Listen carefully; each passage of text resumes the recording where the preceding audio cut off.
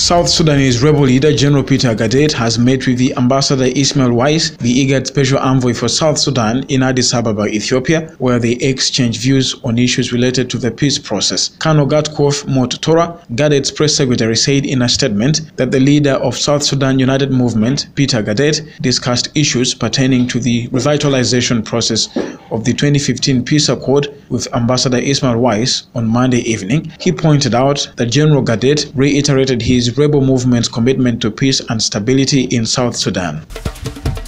President Paul Kagame has called for increased private sector collaboration in African Union's key initiatives. Kagame was speaking at the closure of the 30th African Union Summit yesterday in Addis Ababa, Ethiopia. Kagame, who on Sunday began his tenure as the AU chairman, told his counterparts that the private sector was eager to get involved as critical partners in creating opportunities and building prosperity.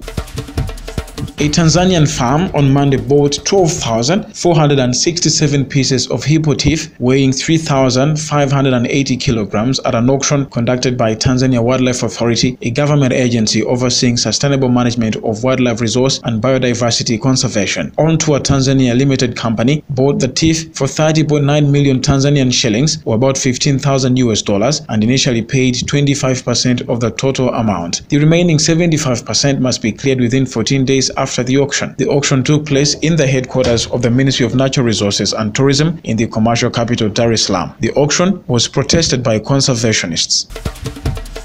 Kenyan car maker Mobius Motors is set to introduce an affordable but robust and classy SUV designed for Africa's roads. The Mobius 2 is set to be on the road by next year. The company has begun accepting orders. This, their second model, is aimed to be a significant step of the inaugural car released in 2014. The car will sell for 1.3 million Kenya shillings, or $12,500. The car features rear-wheel drive and has a 1.8-liter power frame. Mobius Motors is part of growing movement towards homegrown cars. Kira Motors, based in Uganda, is developing Africa's first hybrid car set to sell at $20,000 each.